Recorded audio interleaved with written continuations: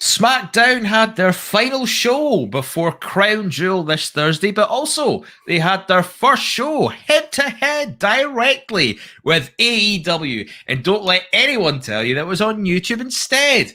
Hello, welcome to the Smack Attack. Money James McIver, alongside my partner in crime, John Enright. Good evening. Sunday Funday. Here we go. It's a bit of a interesting story. I'll get into that in a second. The interesting story, how we wound up doing a Sunday Funday. It wasn't planned, I promise you. No. But how you doing? Good. You've had a good day. I had a good day. Yeah, I know. I mean, between yesterday getting to do another wedding and then getting again, I've like the last couple of weddings, and I only haven't been getting paid, but I got paid extra from what I was supposed to get paid. So that's always nice, you know. And then this morning, shout out to Big Fitz, Jim Fitz. If you were in the DFW area or you want to look him up, professional wrestler, very cool dude. He invited me to his church. So me and my son went to go worship at his church this morning. And then after church, they had what they called Meat Fest, where they had all kinds of grilled and barbecued meats. So needless to say, I might pass out from a meat coma because I ate Fitz cooked grilled prime rib, smoked prime rib, which was amazing. Didn't need any sauce or anything on it. So good. Then there are some ribs, brisket, pulled pork, burgers, sausage. There's chicken what kind kebabs. Of sausage? What kind of sausage are we talking? Dude, I couldn't tell, to be honest with you. It was a spicy sausage. It was good. Oh, was it like chorizo? Has it got like chorizo in it? I wouldn't say chorizo. I would say, I would just say more of like a northern, like spicy. You know, not quite a brat, but you know, a good like spicy sausage. I do like a chili infused sausage. Like as soon as someone says like pork and chorizo, I'm like, I'm there. It's mine. Give it. No. Oh man, chorizo and just meat in general was great. Yeah. So like, I think I got a burger with buns, and I put some of the pork on a tortilla, but that's about all the bread I had. The rest was just meat. And I had got no desserts, no veggies, no nothing. I just ended up just straight meat. So like, I can feel my body swollen. Like my watch is a little tighter. Everything's a little. I'm like going, ugh, and I'm just going, so, you know. So any minute, I might just go. Full on coma for the team. But I mean, it was great. It was a good time, and we talked for a while. So then, you know, so yeah, a really good day so far. So and then we get to good Smackdown. Yeah, unfortunately so. We've delayed this long enough. Yeah, I know, right? So for people who were expecting this yesterday, as normal, yeah. We were about to go live. We were actually about to go live. The usual time, 5 o'clock our way, 11 o'clock John's way. And I set up my computer, get it all good to go, press it on. I'll leave the room for an hour or so, come back, and all hell broke loose. It just decided it didn't want to work anymore. So I had to spend like 2 solid hours trying to fix the fucker. So I had to just be like, I can't do this. I have to kind of fix this. So we compromised and we went for the Sunday Funday instead. It's completely, I say it's my fault, but I literally just pressed the on button and fuck all else, and then it stopped working. So I don't know what I've done. I really don't. So it's fixed now, for now. I was just saying, is it though? Really? If it happens again, I'm throwing it out the window. Like next time we do this show, there'll be a big hole right there, like gone. It's like, what happened? Chucked it out the window. Fucked it off. That'd be rage, just pure rage. That's how it works, though, right? That's what you're supposed to do. Yeah. That's a very normal human response. Just chucking a computer out the window. So right out there, gone. So yeah, so I got it fixed. We're back up and running. So it's Sunday Funday, Sunday Supershow, as it were. And we got a lot to talk about in this show, really do. Yeah. Smackdown, obviously, we're building up to Crown Jewell. I thought Smackdown in general done a great job of setting up Crown Jewell this week. Like, if you wanted to go home show to do the job and put, like, it might not have been the best of shows, but if you looked at it segment for segment, there's not a segment on the show apart from maybe the tag title match that didn't have some kind of connection to Thursday. Right. Yeah. Every part done its bit this week. So from start to finish, apart from the tag title match, which I can commend. I have a lot of time for that. They've done a really good job for that there. They really made use of that extra half hour. Yeah, no, and that was good. That extra half hour, I will admit, was good. Being able to, and I mean, the fact that you gave it to Becky and Sasha, and they held it. I thought they held it for good. That it was good for that half hour. They did a good job with it. I mean, I'll agree with you. And I mean, I heard Jago say this on the Rampage review show yesterday that the sad part is now, which you mentioned, they're writing for segments. They're not writing for shows. It's just a conglomerate of things coming together. And again, we're in this dead duck stage right now because it makes no sense for a lot of things because somebody's wrestling somebody who's not going to be on the show anymore or vice versa. And so it's very frustrating at the same time too, to see some of these things happening. And so you're just like, well, why do I care? So I get what they're doing in the sense of, okay, we're promoting Crown Jewel. We want you to care about that. But that's a pay-per-view that I'm not going to see. That's I mean, I'll steal it probably if I want to see it.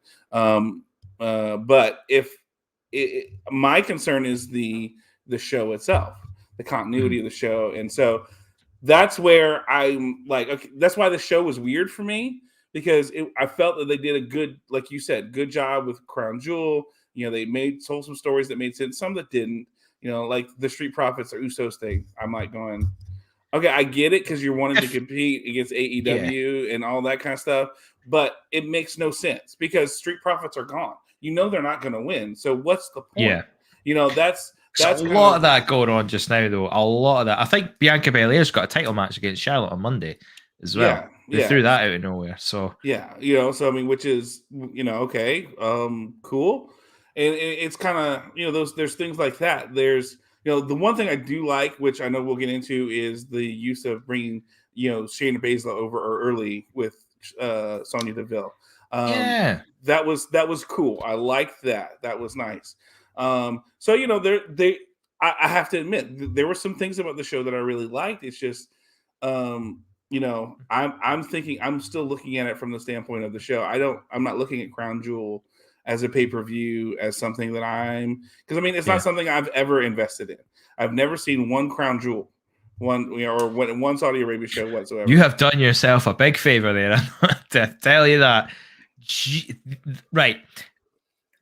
I know we're going to talk about Edge and Seth Rollins a little bit, but we have to say it now. I'm sure I said it last week as well. I commend them for doing a Hell in a Cell match in Saudi Arabia because for every reason possible, it's never good for them. Like you go over there, I think it's quite short notice. The jet lag, the heat, they're not for whatever reason, they're never 100% for these shows. You can see it no matter who's there, they're not all there. And you're going to put them in one of the quote unquote most dangerous match that they've got. I mean, they'll do a grand job, but are they allowed to bleed over there? God knows. Probably. I mean, Goldberg bled when he did the Undertaker match. Like, but that was because he cut himself before he walked out. That's because we know Goldberg's a fucking idiot who bangs into doors, who gives himself a concussion before he goes out and wrestles. So that's different than like in the match, kind of.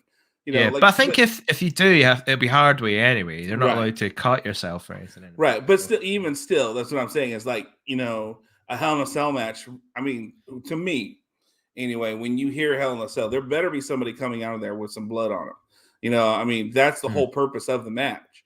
Is to just, or you've physically done some things, Mick Foley style, to where you either, if you're not bleeding, you're physically going, how is that person still walking, or how are they getting, not out of here on a stretcher, kind of thing. That's what I expect for a Hell in a Cell. And the question becomes, okay, we know Saudi Arabia, they're limited on things that they can do because of rules and, regulations and things along those lines. So my question becomes, how does that affect this Hell in a Cell match? If I'm honest. So that's my only thing is, of course, Edge, is doing his in a chair in the ring promo for the. Yeah. I mean, let's get 4 or 5 times now he's done this now. I mean, I think it's his thing now. I think it's how like CM Punk sits down on the ground and does that, and he does the thing. There was a Miz that the WWE thing turned upside down. I think it's just a thing now. Like he's just going to do that all the time, no matter what his promo is. He's just going to sit in the chair. Really good promo though. It was a good promo, but I'm just getting tired of it. It's like the presentation of it. Yeah, like you said, as we get into the show, we're gonna get started into the show. It's just I didn't by this point I didn't feel like I felt like there should have been some retaliation. Like this didn't feel like, okay, someone just walked into your house and was, traipsing along your home, and you're going to cut promo in the ring on a steel chair just sitting there. Yeah. You know what I thought this was like? What really was? This whole show was like the night before WrestleMania. You know how they did the WrestleMania show? Where nothing of major consequence happened. Apart from the tournament matches, but you had a lot of these promos, like Edge doing his thing, Seth Rollins done a thing. You had the contracts, fucking contracts in. Swear to God, 2 in 2 weeks is not. I'll come back to that. So you had that, the other bits and pieces as well. The tournament matches to set up the King of the Ring and the Queen's Crown. So they done their jobs, and even the silly stuff with Happy Corbin meant nothing, but I suppose that's the kind of shenanigans you'd expect in a show where the show's the next night. We're not 5 nights away, not the Thursday night compared to I don't know what it is. We're in a weird time because of the draft as well. No one's quite drafted yet until next week, but we're drafting them anyway, or we're not drafting them, or we're going to have these crossover matches and up there, all around, up this way and that way. So it was a bit of a weird one. So I didn't mind the promo stuff in the show at all. My only thing is what you saw with Edge and Seth Rollins, I kind of felt should have been swapped over with Reigns and Brock Lesnar. Granted, that was pretty good ending to that one. Quite a nice wee twist ending. Right. But I feel like something like Hell in a Cell, where it's the end of all things, and it's coming to an effect, and you've got certain things that are affecting that match, like Edge's health. Why are you not doing a contract signing where Edge is signing away his sort of like legal rights? So if anything happens, what's the word? Document of indemnification, or what it's called. Right. So if anything happens to him, you can't sue anyone. That's pretty much what would make sense. I thought if you put these two promos on that same segment, in the grounds of a contract signing, fucking hell, you got a good contract sitting there. Right. Ironically, despite my hatred for it, it would work because there's importance to it. Didn't we have that? I remember a while back there was something with Triple H and somebody there where they had some kind of indemnity match where, that was the whole thing of if something happens, nothing can be done to the other person. It's not Seth Rollins because he had the total fuck knee. I don't remember. I just remember there was one like that, which I found interesting because that made a lot more sense than some of these other ones. So I remember them doing that. So why that's not getting done, I don't know, especially for a Hell in a Cell match. But, to me, when there's stakes, like real life stakes, because that's what they're trying to. That's what it feels like with the Edge and Seth Rollins things. That they're more real life stakes than there are anything else. Sorry. That no, you're right. The beats, the meats. But to me, that this is real life. I mean, we've already seen quote unquote once Edge be taken out by Seth Rollins, but thanks to a certain doctor, we know it's not completely true. But inside. So, but like I feel like that's where this should have been done, something along those lines. So it makes more sense that way. I would have loved to have seen something like that. Hey, we're going to Hell in a Cell, but I don't want to get to Hell in a Cell with Edge because if I kill him in there, then I'm screwed. And then it makes him that much more of a heel. I think it makes Seth Rollins that much more of a heel, and by making Edge do that, but Edge so wanting to get his hands on Rollins that he will willingly sign away that opportunity to sue him for the opportunity to get his hands on him. He'll do whatever it takes to get him in that cell. I think that would have been the bigger part, which would be really good. Yeah. So in that effect, we could have done a bit more. I mean, the promos were okay on their own. Like I quite liked the opening segment. Edge finally acknowledging Seth Rollins is not Edge light. He's Seth freaking Rollins, but he's also he talks about that you shouldn't get the families involved. Like, I didn't come to his house, I didn't knock on his door, sit or anything like that. I didn't. But I love how you referred to Becky Lynch as Bex to make it really personal as well. Yeah. Like, okay, he's used that term, so we did bump into Bex and have a chance encounter. He said something like we've had before or something like that. I was like, I can't remember Edge and Becky Lynch ever being in the same ring together ever. So that was a weird one. Yeah. But hey ho, we got it. But it was a good opening. For me, I thought it was a good opening segment. Just because, again, we set the tone for the show. We know what's happening. We're just going to set up Crown Jewell for the rest of the night. That's all it is. This is getting the job done. As my so I'm putting on my promoter hat for this show. That's maybe what I'm looking at. Like you're doing the right thing instead of following the creative side. I'm just like promotion. What's going to make me money?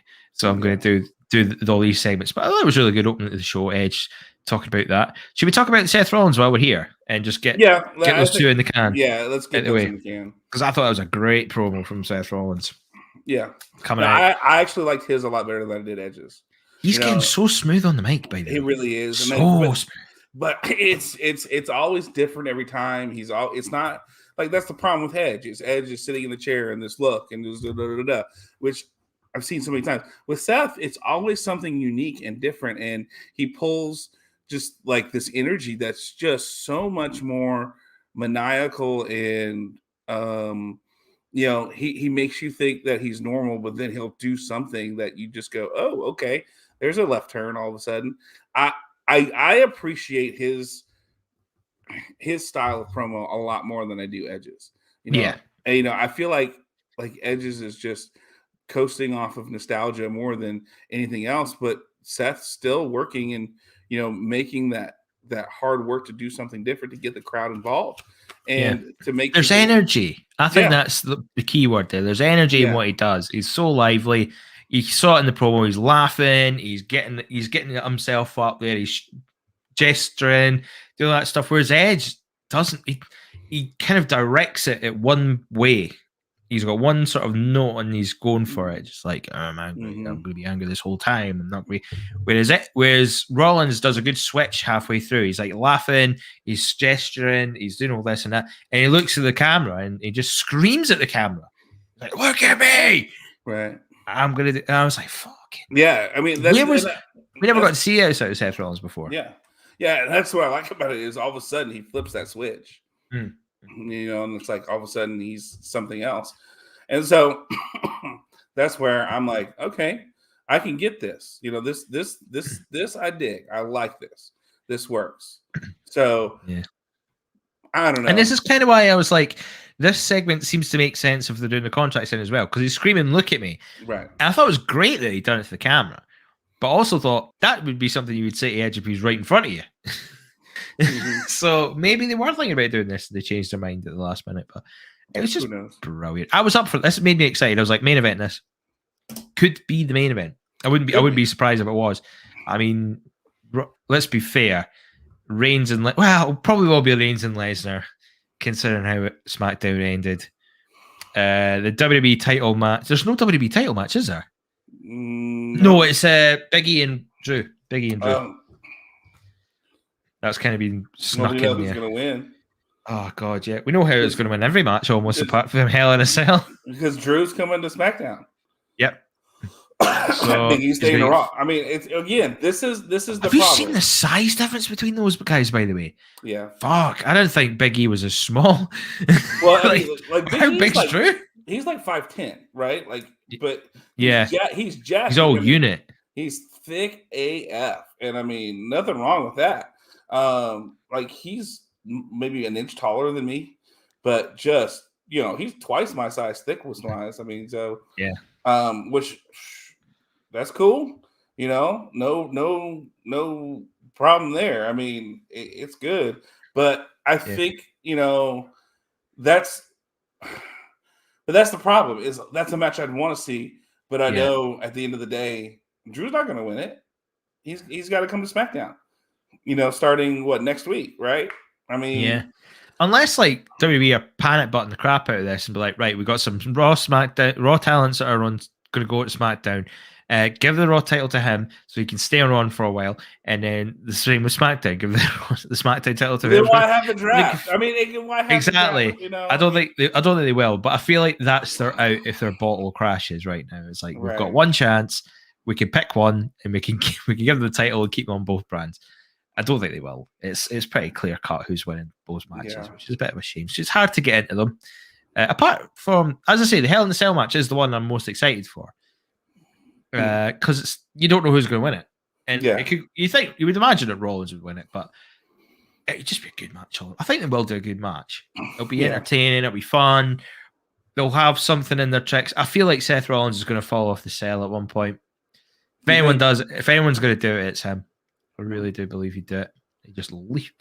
He'll do a leap or something like that. Because he's done it a few times now. He's not quite jumped off the top, but Shane McMahon's set a precedent now. We have to maintain that. True. And Rollins did do the jumping off the sign. No, it was Kevin Owens that did the jumping off the sign at WrestleMania. Win. So you never know. But it'll be interesting match to see. It'll be interesting. I think the only reason why I think it makes it as a final though is because it's a Hell in a Cell. So you're gonna have that last on, last off kind of thing. That's the only thing I can think of why that would be main event. Yeah. I think if we're honest, there are other things that make more sense to be a main event. Like, you could do the Big E thing or I mean, really Brock. It's Reigns Lesnar. It's got to be Reigns Lesnar. It's got to be Reigns Lesnar. I mean, I could see you do Big E, Hell in a Cell, and then Reigns Lesnar. As your back. That's big. That's all action, man. You'd have to get. I wonder if that's Ali and Mansoor's job. The unfortunate. To be fair, that's a feud that I'm interested in, but it's I see them as a curtain jerker. I see them as a curtain jerker to get the crowd going. Oh Jesus, man! Curtain jerker. Yeah. Oh my God! You're just thinking they're just going to hit them with fire for the rest of the show after that, like. Yeah, I mean, why not get that going? And get them started with that, and then because what we'd have that. Then we'd have the Queen's Crown, then the King of the Ring, then the WWE title, then Hell in a Cell, then fucking Lesnar. Right, that's no fair. See, under normal circumstances, that's an incredible card. I don't care who you are and what you look at, but that would be an unbelievable card. And here we are, it's going to be in Saudi Arabia on a Thursday tea time, and no one really wants to watch it. Everyone feels a bit dirty after watching it as well. Yeah. So, Hey, what do they say? Make stupid choices, get stupid prizes. I mean, that's... Yeah. Newcastle United thought they were going to pay off instantly, and that has not happened. They got a good gobbin. Well, no, they actually got beat 3-2, but still, Newcastle are still losers. We can agree on that. But, I mean, the whole point is that, these guys, this is the bed they've laid. With their Saudi Arabia deals and 10 years, man. And we're year 3, 4? 4, but they're probably going to count it as 3 because they didn't do any last year. Yeah, I wouldn't be surprised if that was one of the parts that's like we can't do a show because of COVID right now, but we'll just extend it for a year and just right. Which is 10-year commitment for anything is a bit too strong. If you're want to make some money, what's going to happen in 10 years? I mean, they paid them. That's the problem. Is you paid them that money. They paid a lot of money for that. Yeah. So, and that's the thing is, how many times you're going to get asked when you bring it back, Andre? It's like he's fucking dead. Yeah. Did you remember that? It was I think it was the first one, the Greatest Royal Rumble, and they wanted Yokozuna, Ultimate Warrior. I was like, guys are dead. Yeah, but they couldn't. They didn't have the heart to tell them, so they brought in fucking Babatunde and someone else. It's like, come on, guys. We couldn't do it, so here's Babatunde for NXT instead.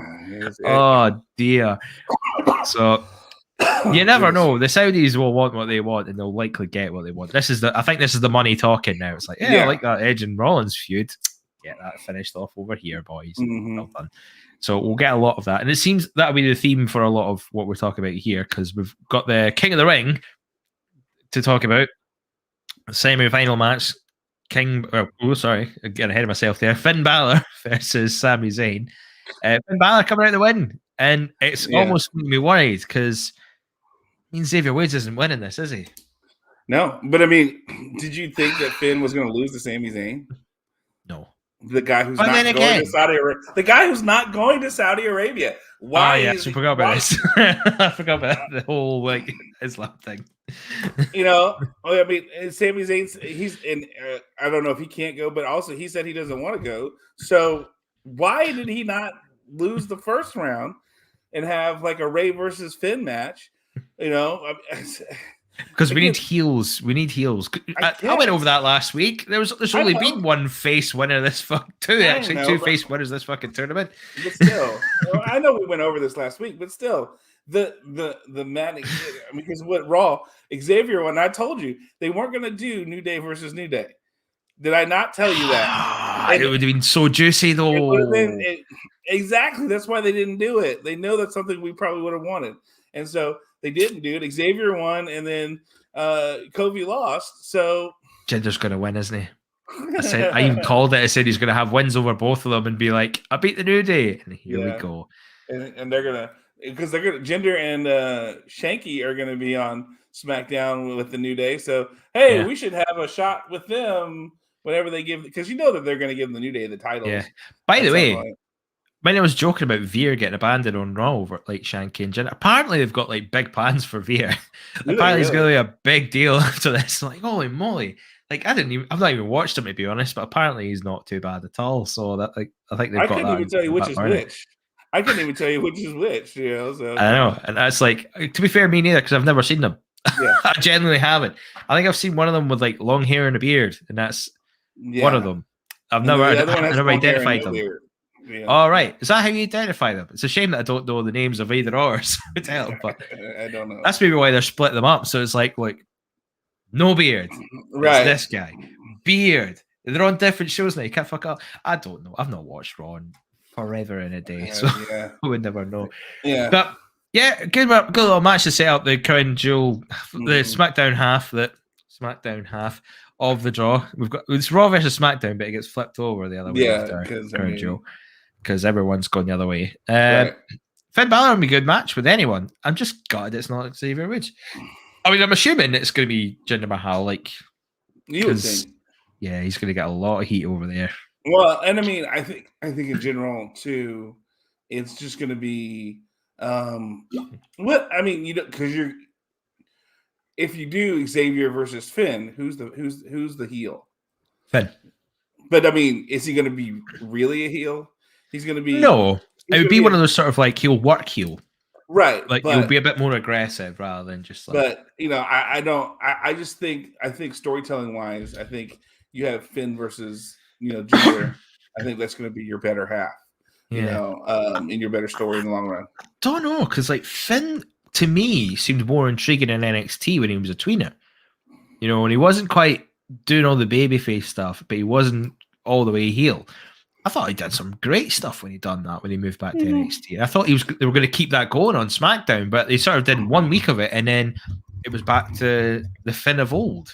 Well, it didn't really change. You had Roman. You couldn't have him do that tweener thing with Roman. I mean, I think honestly, the tweener thing only works is when you have a balanced roster like NXT does. Where he can kind of flip-flop back and forth. That's why like Lance Archer works in AEW. He's that lone wolf where he doesn't give a fuck if you're a babyface or heel. If you get in his way, he's going to beat the shit out of you. And that's, yes, I find ways to shoehorn Lance into anything I talk about. So, to anybody who wants to say anything about that. Hey, that's why I have friends. But that's why something like with Lance works, because there are times where he's like when it was him and when they had that 3-way with him and I forget who else, and they were going against the Elite like Kenny and the other guys, and he was a babyface in that one, in a sense, and so. But then at other times he's been heel too. So it works for Lance because at the end of the day, he's just a giant monster and it's whoever gets into his way. And we saw that with Pac, hey, you get in my way, I'm going to knock the shit out of you. Yeah, You he's a know, bastard. So he'll yeah, do what he wants. yeah, which is but he said that to Pac. Even though they're supposed to be working together, but if you get in my way, I'll beat the shit out of you too. Yeah. Kind of thing. So it works. I think with Finn, you need to pick a direction. The tweener thing doesn't work. He needs to either be A or B. He needs to be heel or he needs to be babyface. And I think because the roster is so unbalanced, he had to be babyface on SmackDown. Because Roman's heel is so big, and then you've got the Usos backing him. You've got Paul Heyman with him, and then you've got to look at you got Sami Zayn, you got Corbin, you got all these other guys who are all heels. You need something to balance it out. So you needed him to just be babyface and stick with it. And so because your roster was just unbalanced, you can't have that with him. And he's not big enough to be that Lance Archer badass. Well, it doesn't matter who you are. If you're in my way, I'm going to take you out. That's I think the biggest difference between the two. If he was 6'8", 275, I think that'd be a different story. But he's not. He's an athletic dude and a talented wrestler, and so you got to lead him more babyface because of just the way he looks, the way he wrestles, and who he is as a person. I mean, you can't not look at his Instagram and think he's babyface, and so.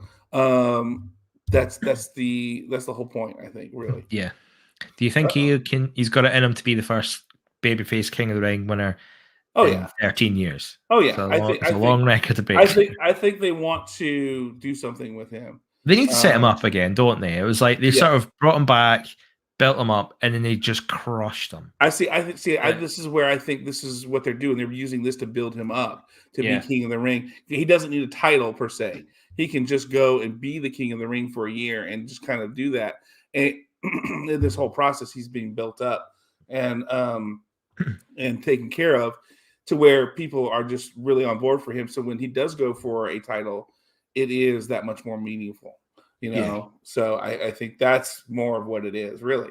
Honestly, it's I just hope they don't. I feel like they'll do the Demon King. Though if they ever do the Demon, that will be like Demon King rather than the Demon.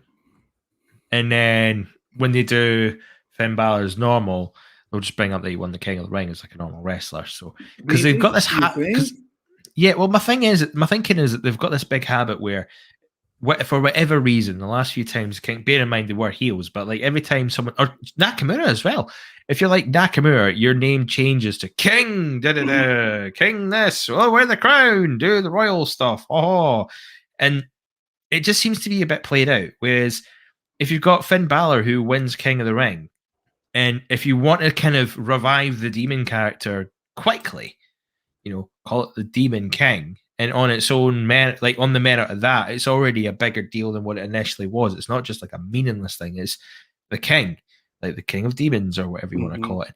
And you can put that to the side for that. So you can still do the whole King shtick if you want to do it, but then just keep Finn as Finn, because he doesn't necessarily need to be referred to as King Balor or whatever. I think he does. I think he does. I think that's the whole point of this King of the Ring tournament, is that you get that name, and King Balor sounds good, because I know he's he's Prince Devitt and Prince Balor kind of thing, but I think you're upgrading from Prince to King, and King Balor sounds really good. But can you trust them to not come up with something really goofy off the back of that, though?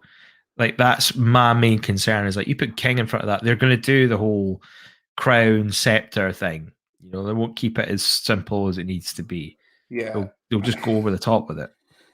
I would hate to think so, but at the same time too, who knows? They've done goofier things, they've done crazier things.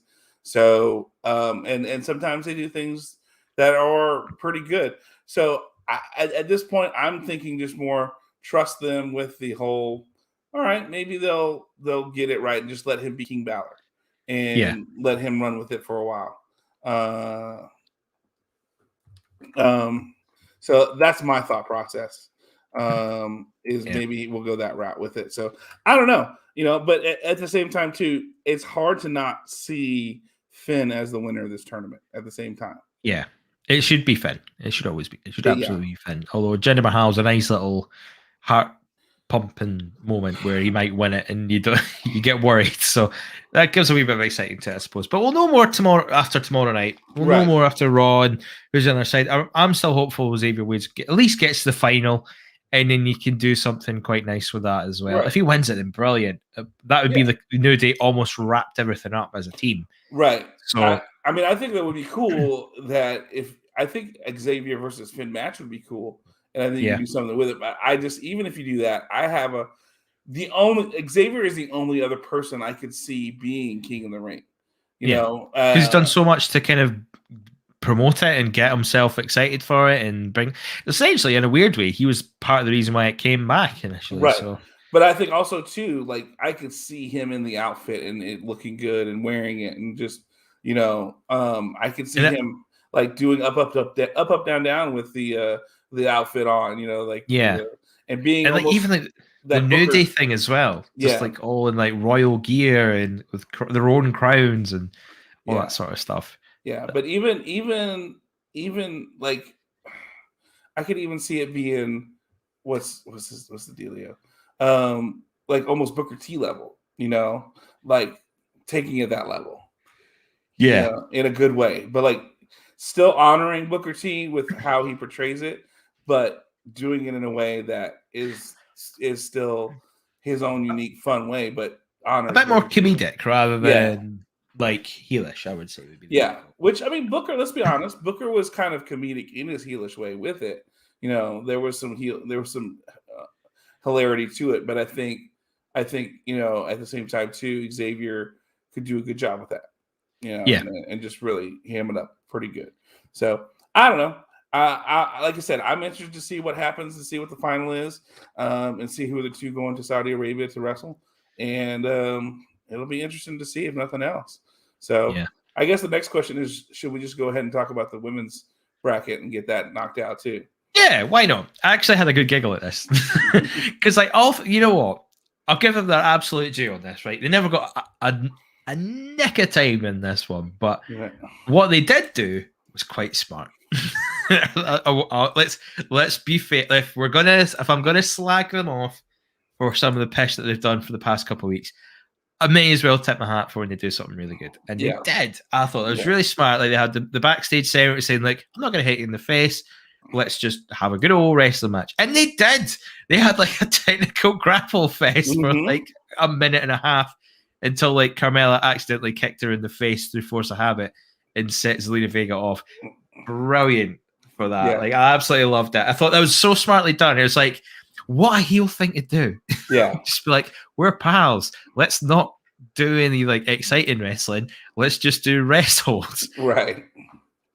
And you know what? It kind of showed off a little bit of like, look, we're pals. But then when it came down to if you needed to win or not, no pals in this. Yeah. And great little moments. I mean, the Liv Morgan thing was cool too. Don't get me wrong. I liked it. She stole the mask and and distracted Carmella.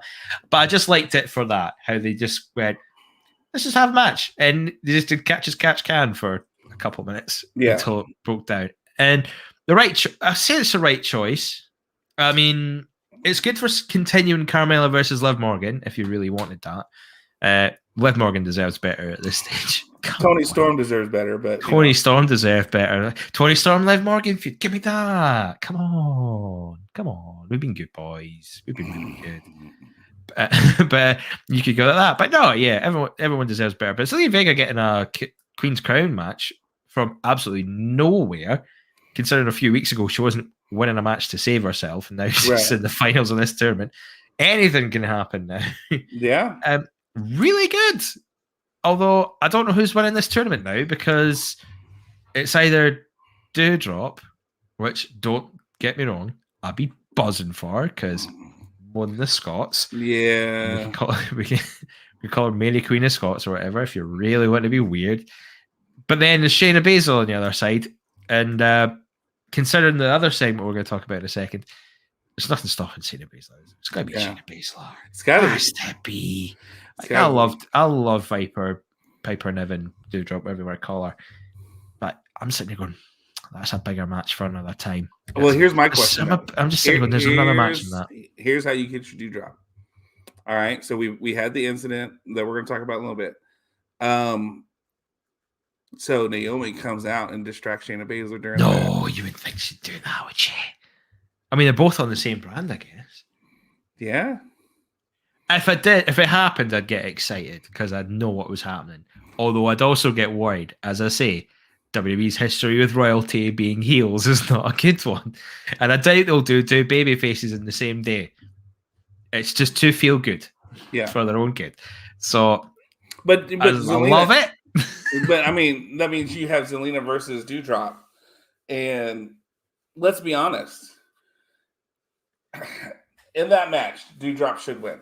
She smashed her. She absolutely smashed her. She should. But at the end of the day, knowing Zelina Vega's cosplay background and things along those lines, could you imagine what some of the outfits and some of the things that she would do and wear to come out as the Queen of the Ring, or the Queen? The OnlyFans. Oh, there you go. Well, you can't do that anymore. They can't do that anymore, right? They can't do third-party stuff. So no, can you not still do it, or did you have to give that up? Yeah, remember that was whole. They couldn't. They had to give up their Twitch and all third-party things, and so I'm sure you could do something like a guy who knows a guy, but oh, this is like old photos. Yeah, but still, it's like to me, it's one of those things of that would be the only saving grace for Selena Vega is they know what they can do. Costume wise with her. Yeah, I just think how they book her and how she's seen, I'd feel like it's a waste of a win. Mm-hmm. Give it to someone. I'd be great for her. Don't get me wrong. No matter who wins, it's great for you. It's brilliant. It'll do wonders for your career. It's something for the CV. No matter where you go now, you can always say you've won that tournament. But I just think she wins the Queen's Crown. Then what? Right. This is always my question with these things. It's like, if you've not got the answer for then what, then why are you doing it? Because this should lead to the next level, lead to a platform above that there. Like Brock Lesnar won King of the Ring. Where did he go? Championship. Beat The Rock at SummerSlam. Owen Hart won King of the Ring, and he went on this fantastic run of like winning Intercontinental titles. I mean, granted, he should have won the WWE title in his time, but he didn't. Right. But that's unfortunate. I mean, Triple H, Steve Austin, these were all stepping stones to greater things. Right. It was always like the marquee of like, this is the next guy. This is the guy we want to be up on top, or who's going to be the big name. And considering their history with her, considering how things have been, and where Aleister Black's moved on, or Malachi Black's moved on to, can you see there going to Selena Vega and going, that's the last. That's the one we're going to have, like, strap the rocket on. Here we go, to the moon. And I just don't think they would. I don't either. I think it's going to be Shayna Baszler, but I mean, we're just trying to think of other scenarios that it could possibly happen, or creative storytelling, because we're, at the end of the day, you and I both know that the way things are shaping out, the way it's looking, it's got to be Shayna Baszler. There's no other questions about it. But we're just trying to be creative and think up outside the box here. If it wasn't Shayna Baszler, how would we get there based off the players that we have left?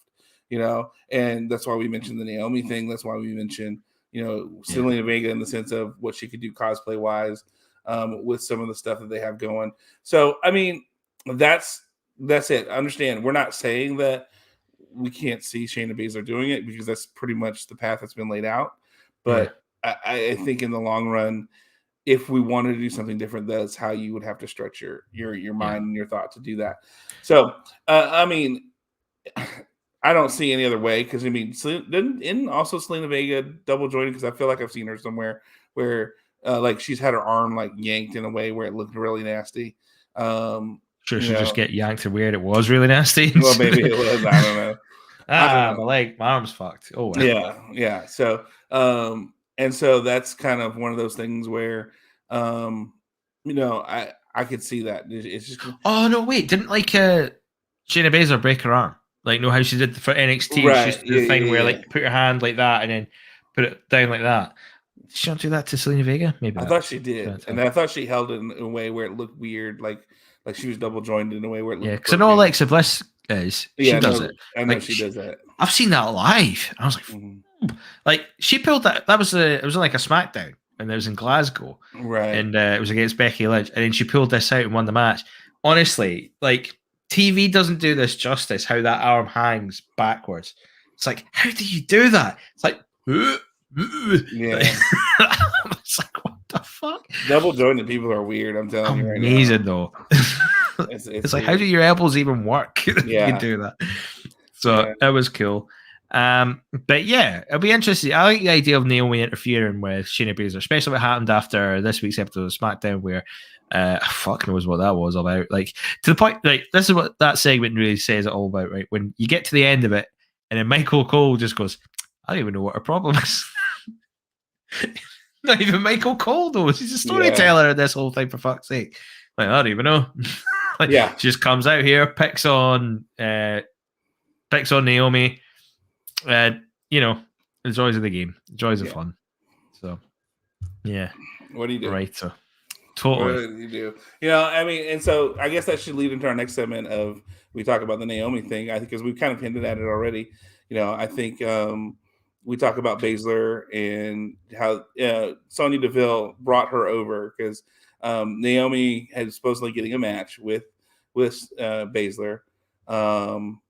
Or no, I'm sorry, with Sonya Deville and Naomi were supposed to have a match. And then, of course, because Sonya Deville is still technically management, she worked it to where she brings Shayna Baszler over, and they just beat the shit out of Naomi. And also love how the referee was like, "This when you have to go outside, no, I'm in charge." Yeah. Maybe Hanny, ring the bell.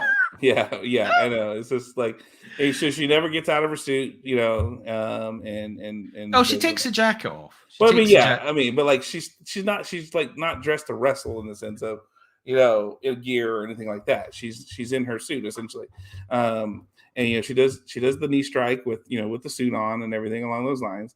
And then just proceeds to beat Naomi. So this is where I think, like, you know, if you're going to set up anything where Naomi shows up and interferes on Monday with Baszler, that's the only way Doudrop goes over. But, you know, I find this very interesting that here you have Naomi, 2-time women's champ. She can't get on TV. And when she does, she gets the absolute shit beat out of her by 2 people, you know, and it's just like, you know, but mob rule. That's what that is. Here's my question. You know, do they make Deville and Baszler a team? I don't know if it's like a team as such, but I can see like a Deville be like, type, you know. Yeah, I can see Sonya Deville kind of leading Shayna Baszler for a while she climbs up the ranks, and then because let's be honest, eventually Shayna breaks off. Deville is a better promo than Baszler, you know, by a mile. So I could see that being a very, you know, good thing. And because she's management, Shayna can use her to like climb to the top. Like, she wants to be champ. So what's the best way to do that? Cling on to like the person in charge, and then they can kind of mix up the rules. Like, we could always do like a Duchess of Queensberry things where it's like they have the match and then she loses, but it's like, actually, there's no pinfalls. Ring the bell. We're carrying on. And then something happens like, actually, there's no disqualification. So I could see something like that happen where the deck keeps getting stacked against someone, or set up qualified, like number 1 contenders matches. Shayna Baszler versus someone off the street. I just plucked her from like the independent scene. She's never wrestled a day in her life. This is your chance for glory. Remember Santino and all that.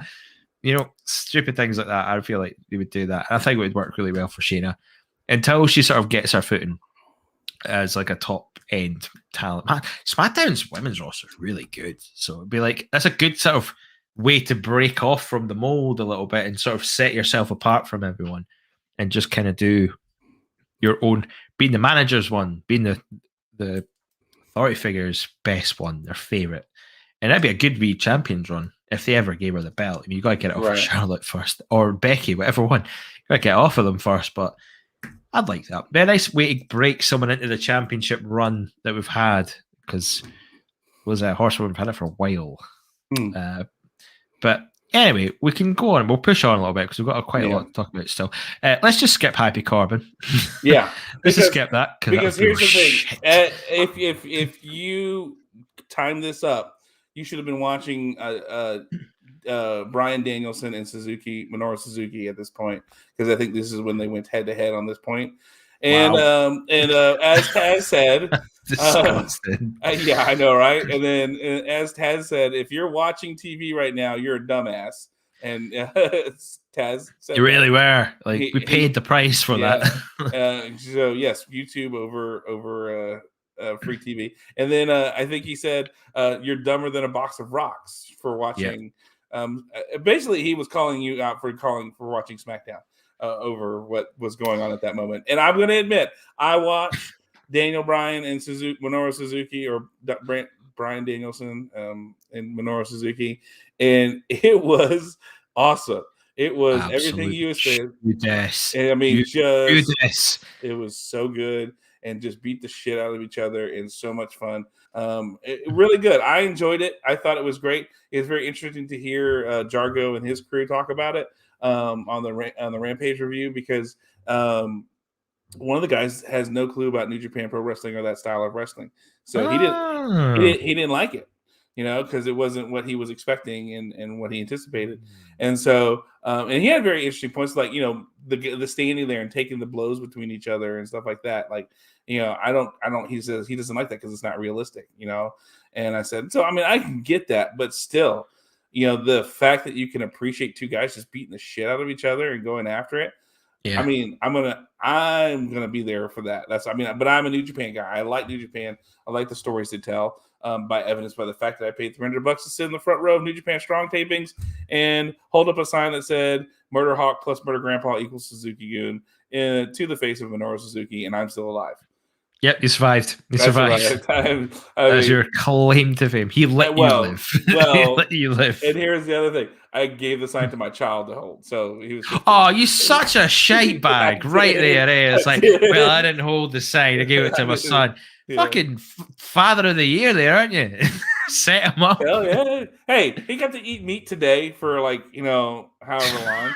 He got to eat as much meat as he wanted. So damn right, father of the year. That is his reward for holding that sign for Suzuki. I mean, he got to sit up front row for $150 and watch Minoru Suzuki wrestle live. What 15-year-old can say that, right? That their dad did. That's true. That's true. I suppose he's got to pay that back a little bit. Yeah, exactly. Pay it with his soul. Yeah.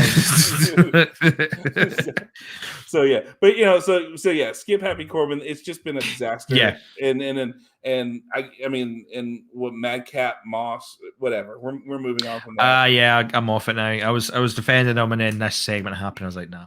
Nakamura and Boogs came out for a little bit, played some guitar. Pat McAfee was absolutely loving it. He was having a great time. Of course, he's proper screaming at the camera. He's like, "Happy birthday, Cole!"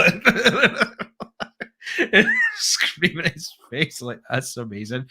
So they came in, left. Street Profits came out. Boogs played them out. Double duty for Boogs. Fair play, man. Good on you. He's cracking it. He's getting a wee repertoire going. I like this. He's getting a set list going. That's the sign of an advancing artist. Really good. So we got that. Street Profits vs. Usos was really good. Tag team match. Didn't really do much for Crown Jewell. Didn't really set up anything up. Some good spots in this. I like the table spot. Well, I say that. Frog Splash was a bit lazy for my liking, and that's a bit rich coming from me. I'm not as athletic, I'm not as gifted, I'm not as tall, and my Frog Splash experience isn't the greatest.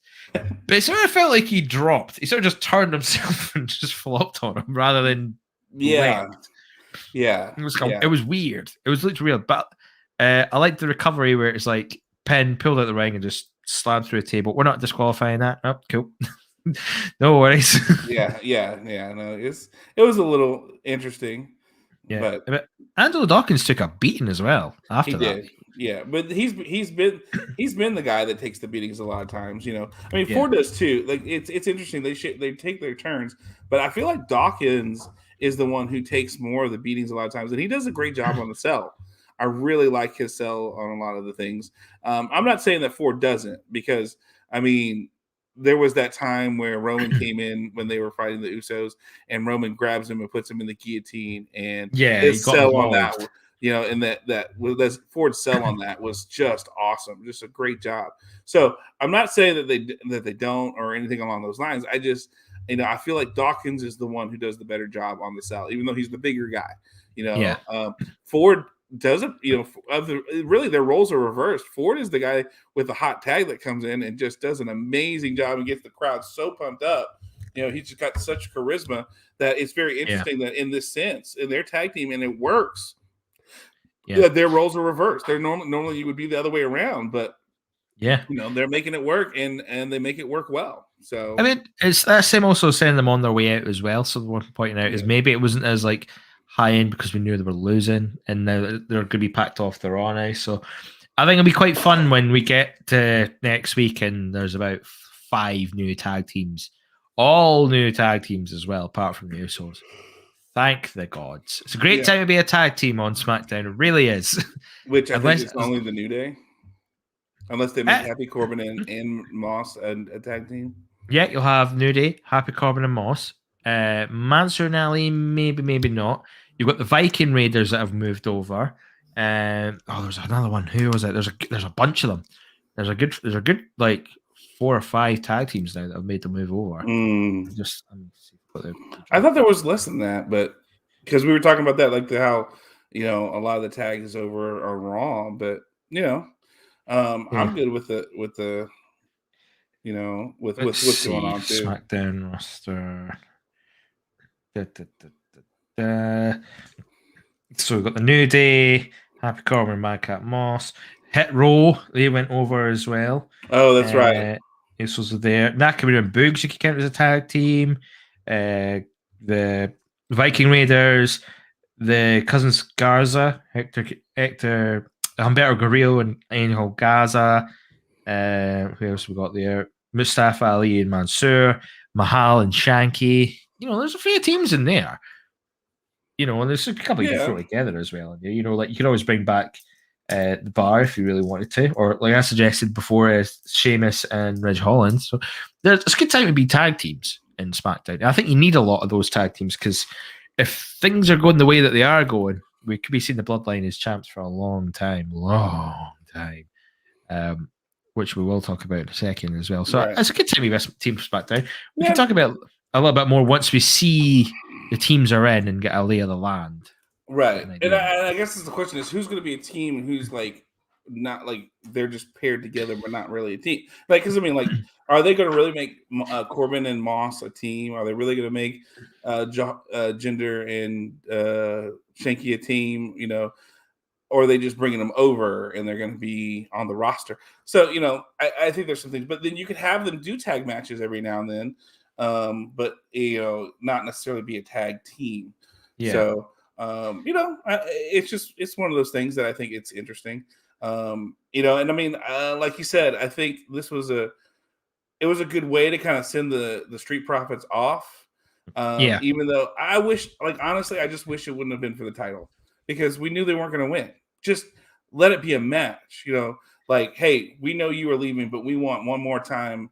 We want to go against you one more time. We don't care about titles. We just want that win. I would have rather that been the case. And then that way it leaves it open for the Street Profits to win if they want. Whereas we're not going, well, there's no point. They're not going to win the titles because they're going to Raw. Whereas we guess, we don't care about the titles. We just want the win. Like to me, that sounds like something the Street Profits would say and go about that. And then that leaves it open for them to win if you want them to win. And if you don't, if you keep it the way it was, then, hey, that's great too. But that's more of what I wanted to see than, them for the titles knowing they're not going to win it. Yeah, so it's a bit of a shame that Take Back season will never end the way they wanted it. Right. It ends without gold. No things taken back. Yeah. Things taken back. We are now into the final half an hour of SmackDown. Really good main event, I thought. Well, I say really good, didn't end so well, but a really good match. Sasha Banks and Becky Lynch with Bianca Belair on commentary. Didn't really do much for me, Bianca Belair on commentary. She did a little bit of weaving, but that was a bit the long and short of it. Shouldn't really, might as well. For someone who I've been championing is doing really good promos and all this stuff, she said hee-haw on the desk. Oh well. But I mean, commentary is different than promo. I think part of it's what you feed the wrestler as well, and what they give you back. It's quite improvised, from what I know. It's like you go out there, it's like, look, I'm going to ask you questions, just respond how you would think you would respond. Right. Some do better than others. Like Kevin Owens does okay, The Miz does good. Becky Lynch did okay the other week on commentary. She's done some good promo stuff. So I think it depends on your luck, what you're capable of. Man, sometimes it makes me wish that Asuka could speak English really well because oh, it's so good. I mean, so fun. She does swings off all the time, but yeah. But you know what I mean? It's like some people are better at it than others, so maybe not Bianca's day. Right. Still, didn't this put anything away from the match? These two put on some working boots. They knew they were up against A-dubs for half an hour. Yeah, and they did a good job. You know, I mean, they carried it. They did good. You know, I was surprised. I mean, honestly, I didn't get to see this because I don't have cable, so it's on. You know, it was on Fox Sports 1 over here because of baseball starting. We're getting close to the World Series, so yeah, the ALCS and then LCS starting. So I think do you not get like a rerun though, or anything? Like no, well, I mean, if they do, they don't show it, but not on the main network. If they do, it'd be like 2 in the morning or something. I'm not staying up like that late. You know, my world. Yeah, well, yeah. Not if I don't have to. So, you know, but I mean, to me, it's I did get to go back and look at it and watch it in another way. And so, you know, they did a great job, you know, which is very interesting because, like, in a way, when I watched this match, you know, because what is it? Becky and Sasha had that match of the year that they won the SB for the WrestleMania match that they had, right? Yeah. I felt like, in a way, Becky and Sasha were trying to replicate that in the sense of wanting to have a really good match. And not that they were trying to say the same match, but they wanted to have that on par level match. And so they really put on their working boots to show that, hey, we can do what the guys can do. We can do all these things and we can make it work. Well, that's what separated the horsewomen from the rest of the women's division, wasn't it? Their determination in like style wrestling was making sure that they were up there work rate wise and everything like that.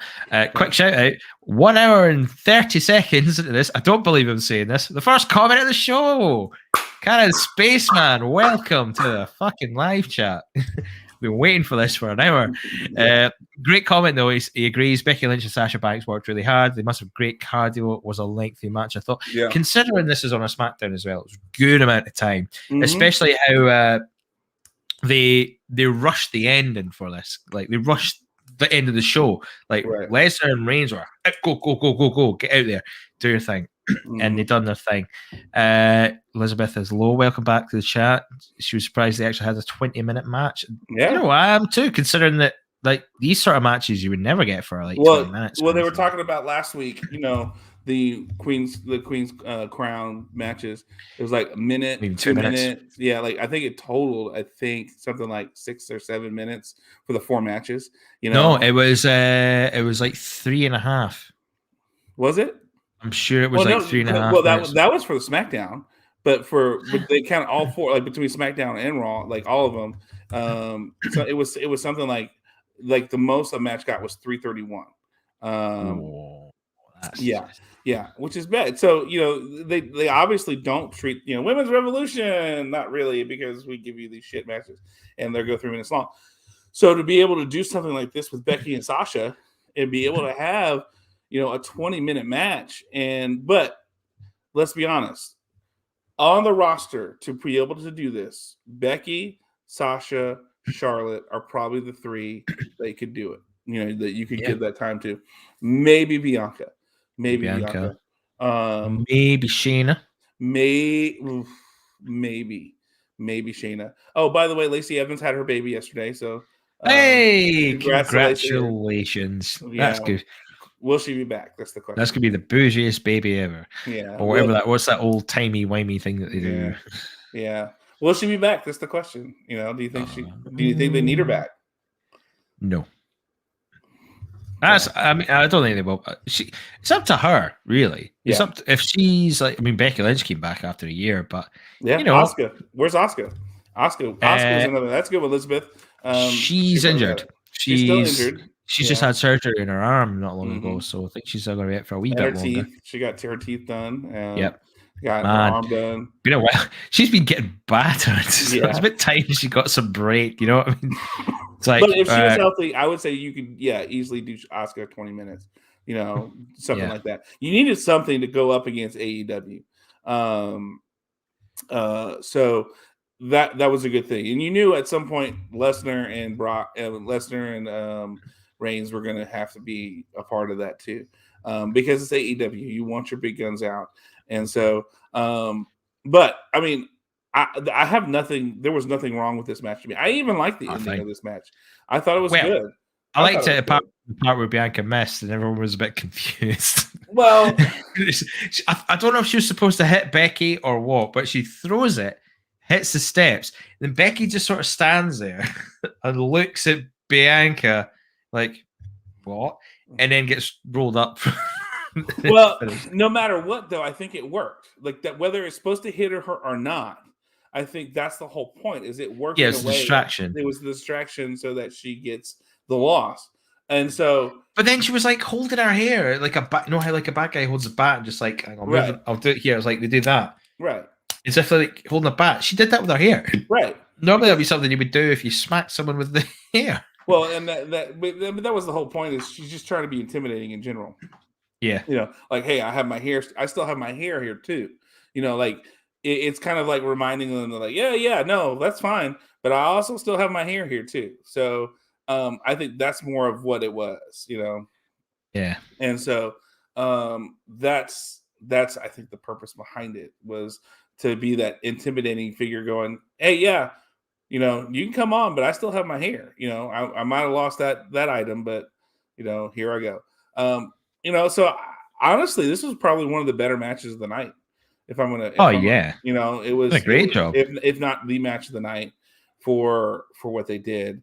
And so, I can't complain about this last half hour, to be honest with you. No. It was, but it goes to show you that when focused, WWE can write some really good stuff, and they can do some really, really good things.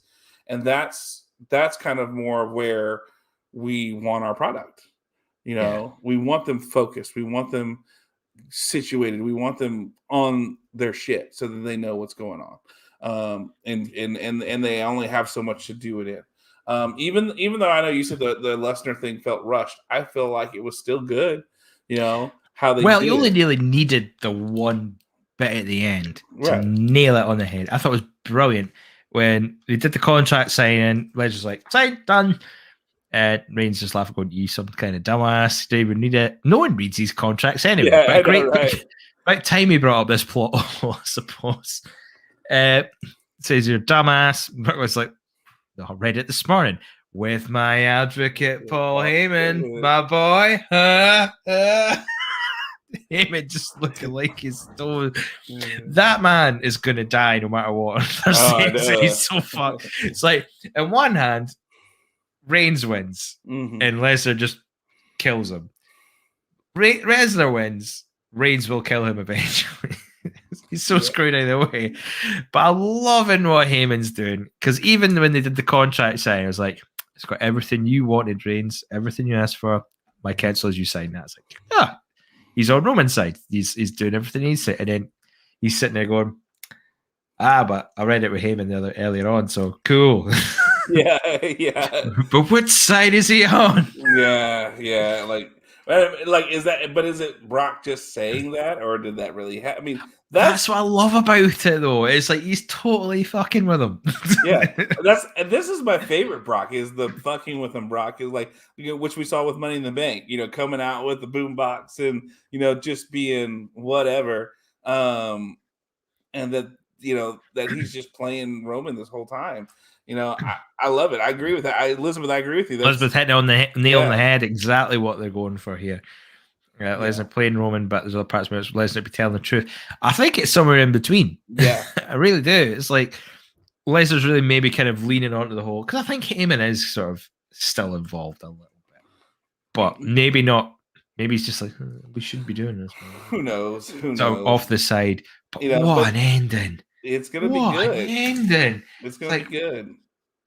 That saved it from getting a total rant off me about contract signings.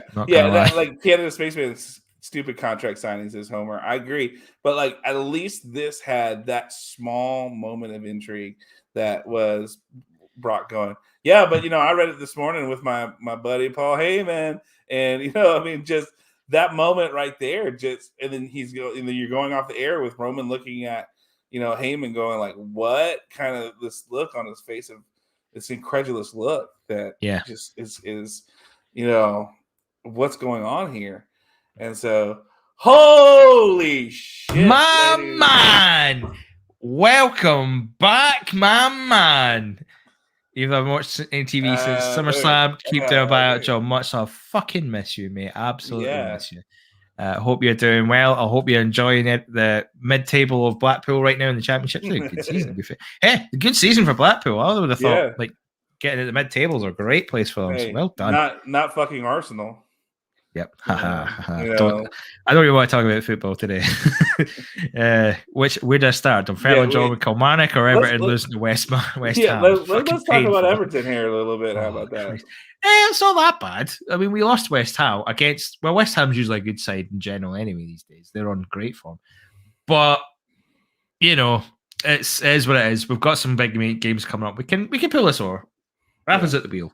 So I mean, y'all are doing better than we are. Y'all are doing better than we are. Y'all are what? 8? You're climbing up.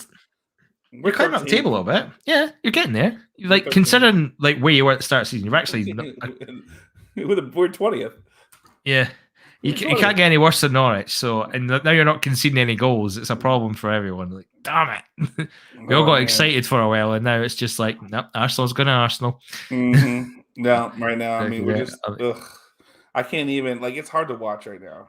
Ain't dead yet. I'm glad to hear it, Joe. I'm glad to hear we're not having another one of those, like, you might have been dead things. Yeah. We don't need to be breaking that on Smack Attack, ladies and gentlemen. Yeah. Oh, I know. I keep bringing this up, but like Blackpool versus Preston, you might not appreciate that it's essentially a derby. We all love it. If it's not Tottenham, that's as long as we beat Tottenham, that's all I really care about. Not even Palace or Watford, just Tottenham. Not even Chelsea, just Tottenham. Well, yeah, just I mean, North let's London. be honest. That's what we. I mean. That's who our derby's against is Tottenham, and that's it. I mean, we can have a shit year as long as we beat Tottenham. We're good. Yeah. I mean, really, let's be honest. I mean, that's been Arsenal's thing, the whole time is. I feel like that's a target for any team. Yeah, just beat Spurs. Yeah. No matter what happens in the season, as long as you can beat Spurs, you're winning. You're absolutely winning. You're doing all right. So, I mean, I don't know. It's like, this was, like I said, to start the show. This is a weird SmackDown in the sense of I like the segments of it, but it felt so disjointed and so over and as Jargo said on it's just segments of a show now, not an actual show. There was the only tying attribute was Crown Jewel, but even then, like you said, the match between the Usos and the Street Profits didn't have anything to do with Crown Jewel. It's just there to fill the hole and give you some wrestling to go against the wrestling. And so I do have to say the matches that they had were pretty decent. Yep. I will agree with that. I'm not going to argue with that at all. I'm going to have to say that, the non-wrestling segments they weren't as bad as they have been.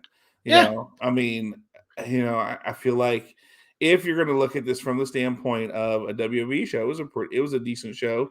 Serviceable. It set up Crown Jewel for what it did. I just hate the fact that we have this draft and we have some of these things on here that just don't make any sense. We're just killing time and wasting time. We just change it all up. Because really, it's just the reset for next week. Next week is the reset starting Friday. Next Friday starts really the new season of SmackDown with the new roster with Drew and with Viking Raiders and all those guys. So coming over. So no, not all football games have halftime with rock bands, but depending on the reason. So, like for example, Canada Spaceman, the Dallas Cowboys every year for the Thanksgiving game, they have they do the Red Kettle with the Salvation Army, and that's their big kickoff for the Thanksgiving Day game. And so they will have a halftime show in that aspect. So that's more of what you will see. If usually they'll have a rock band or something if they're promoting something big, if a team is doing something to promote kicking off some kind of like event or something they're wanting to do. The Cowboys do it with Thanksgiving every year. They'll have usually some kind of country artist come in and sing like 2 or 3 songs to kick off the Red Kettle campaign, which is, if you're not familiar with that, I don't know if y'all have that in the UK, James. Salvation Army here is a nonprofit organization, helps people who are in need. And they have a red kettle that you put out in different places, and they ring a bell and you drop money off. We see them a lot more at Christmas. They are but they're much more prominent at Christmas. That's normally what they do here too. Thanksgiving's usually the start off, and the Dallas Cowboys are big with Salvation. Do you guys get like brass bands as well? That's what our Salvation Army does. They get the big brass bands together and have the guy with the kettle and putting on like. I implore you, absolutely implore you. I don't know why it's popped in my head, but if you get it, go and watch Mr. Bean's Christmas special, and I'll tell you for fucking now, that's what it reminds me of. It's like that bit where he takes the guy's like doing this whole thing, gives him the jewelry, and he's like, "I'm gonna go with this. Hold this, hold the chain." Just brilliant.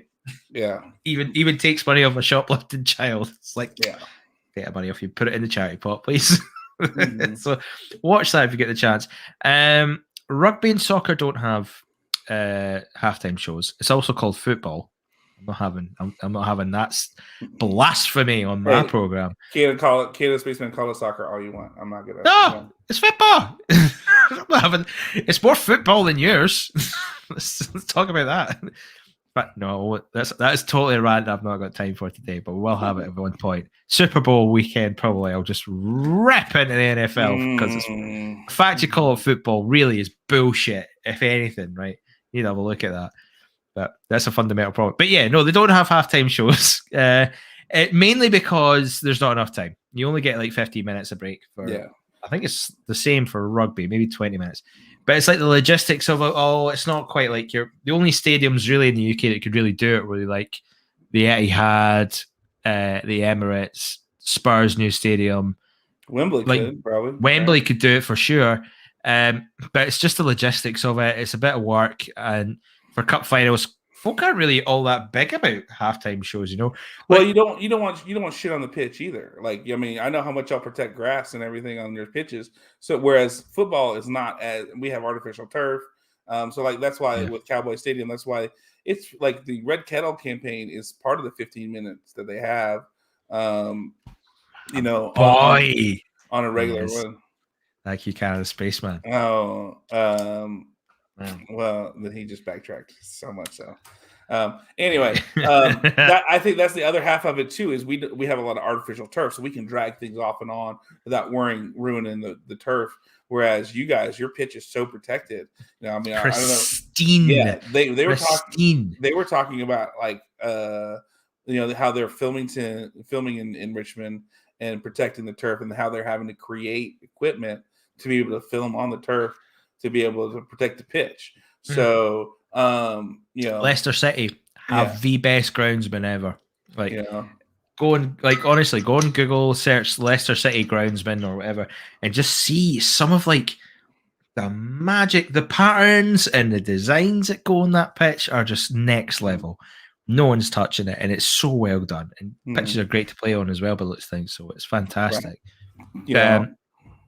I love it. I love football. And I think that's the other big difference is, you could drag something through AT&T Stadium, a big stage or whatever, and not have to worry about ruining the paint or anything because it's already all there. So it's not a big deal. So that would be the other reason why too. I mean, you're certainly not relying on the bounce of the ball or anything because it's in your hands. Well, no, you are when you kick it and when we've seen that plenty last week. In a lot of football games, punts and kicks that went certain directions, and all of a sudden, guys returning kicks for 109 yards because field goals didn't make it. How good was that, by the way? I watched that, and I watched the clip of the commentator just go bat shit over it. Oh my god, it's on! I mean, you had what is it in the Cincinnati? And I think was that a college game or was it an actual? That was a college game, but I think it was a college game. Yeah, but last week in the Packers, I think Cincinnati game, I think there were like 4 missed extra point field goals and dinkers and donkers and stuff like that. So I mean, it's a serious thing. So, punters, that's what they get paid for, man. Being able to punt the ball and put it into an area, but still keep it in without going over and making the ball bounce a specific way. And, it's serious, man. I mean, it is serious. So, okay. The meats are kicking in. I tell you what, we'll wrap us up quite nicely. Before we go, we do have a mail sack question. Yay! Unbelievable. We've finally got one. Oh my Lord. There's a go. get in too. I like this. If you want to add to the mail sack, we always love doing this on the show. We look forward to it. We genuinely do. We do follow everything on the chats. We all do the other stuff, but the mail sack's where it's at as well. So you can get in touch with us. Unfortunately, Canada Spaceman, your question we addressed on the first hour of the show. James' computer went to shit. Yeah, this is straight, like fucking just blew up, black screen of death or whatever. And then I did go to church today because one of my wrestler friends, Big Fitz, invited me to his church because we worshiped, and then they had what they called Meat Fest, where they grilled all kinds of meats. So he smoked prime rib. So he had smoked prime rib. There was some brisket, pulled pork, sausages, all kinds of stuff. So I drove an hour to go to his church over in South Lake and did that and ate so much meat. Like I think I maybe had some bread for a burger, and I put some of the pulled pork on a tortilla, and that's all the carbs I had. And then the rest was just protein, just mounds and mounds of proteins of sausages and ribs and pulled pork, and it was amazing. And so such good stuff. And so I have meat coma oncoming, and then I just found out Triple D wants to record the Star Trek podcast at 6 my time. So in about an hour, 50 minutes. So we're moving on that set. So I'm going to be doing that and then talking about Kirk in space going meat. Oh my God! By the way, Kirk going into space. Oh my God! Although I'm a bit disappointed, he was only up there for about 10 minutes after that. I mean, I was like, oh, for fuck's sake, man! It technically wasn't even in space. It was like it was just like the edge. It was like on like the atmosphere. But the memes have been priceless. Like there's a picture of one where a Klingon battleship is like powering up a photon for torpedo at it with Kirk looking at the window, going like, "What?" Like just the different things that are popping up. It was one of the Gremlin from the Twilight Zone. Like there's something out there, and it's the Gremlin from the Twilight Zone. So it was weird. It was weirdly sinister when he came back down. I was expecting to be like, wow, it's amazing, it's incredible. It was like dying. What if we got up there? What if I died? What if, like, you want to talk about death? Okay, Canada Spaceman. Space. Yeah, old man. For 90. That dude is 90 years old. That dude looks like he's in his 60s for 90. So hey, more power to him. To be fair, was it you I was talking to? It was my girlfriend. We were talking about I said about Kurt. I was like, oh, those G forces just turn your face. Like, that had to been your girlfriend. That was not. It must have been. Did that crazy thing? Yeah, that was. I was wanting to see that, but you never got it. Yeah, technology's come a long way.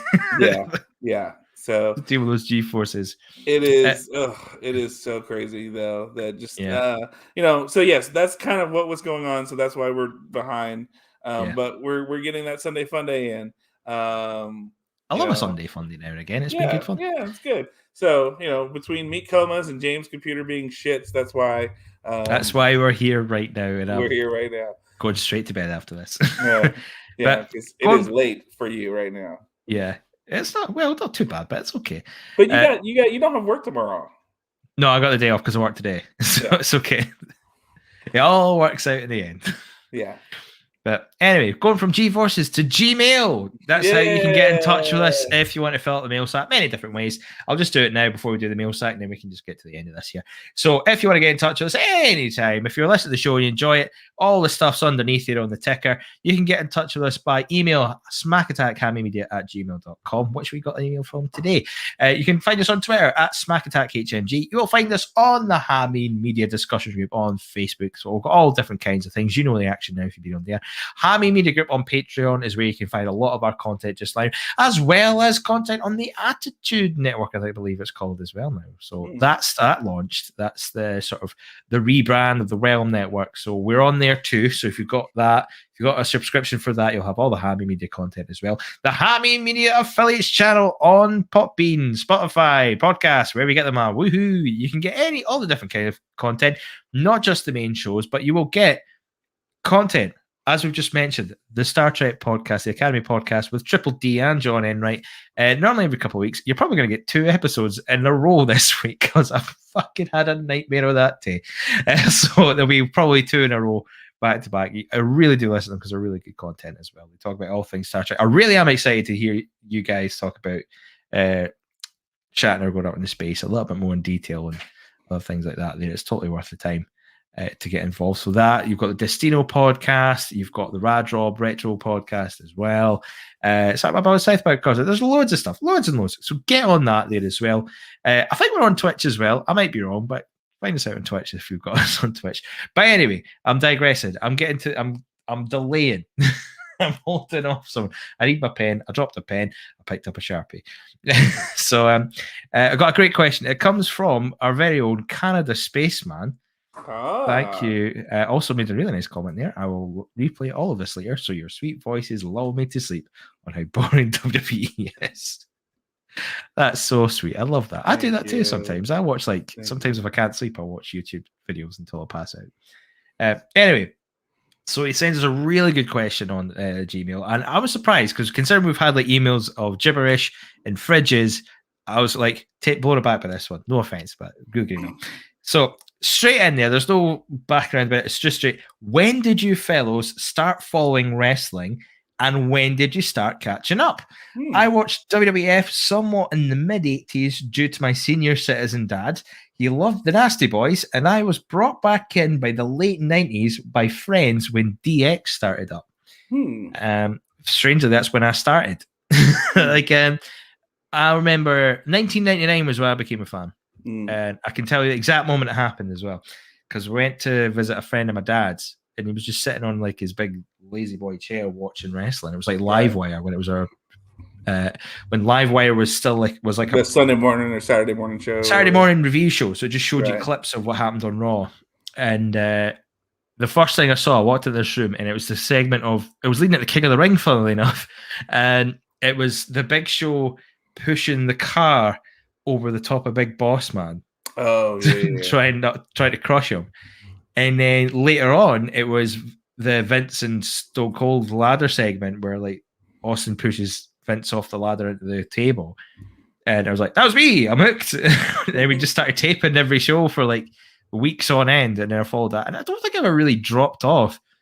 I did drop off a wee bit after the sort of after Eddie Guerrero passed away, but it was episodes of TNA what kept me going, the old TNA, pay-per-view TNA days, and then as it went up, so proper early days TNA, but then it started when the X Division really started to thrive, and it was more acrobatic and stuff. I was more blown away by the acrobatics and the Daredevil style that they brought. I was like, whoa, and I just followed it, and then I don't think I've ever dropped off as such, but my heart wasn't as in it as much by that point. And weirdly, TNA got me back in, and followed it ever since. I've not really dropped off. In fact, if anything, because it was on a channel called the Wrestling Channel, so you had episodes of TNA, and then you had clips from Ring of Honor, CCW. It was almost like if you wanted everything about the indies, that was it. Everything about that was. So you caught up on a lot of wrestlers really quickly, like your Samoa Joes, AJ Styles, Christopher Daniels, that sort of caliber of talent. I was like, whoa, even CM Punk in his early days, Raven when he was cutting about everywhere. Oh, it was a fun time to be a wrestling fan when you followed that stuff. Man. It was so good. So I would say about then, 99 was when I started, about 2003, 2004 was when I jumped in. About 2014 was when I got into it enough where I'd do podcasts about it. So that's where I got. Well, mine, honestly, I can't ever remember watching wrestling up until, let's see, I graduated high school in 97.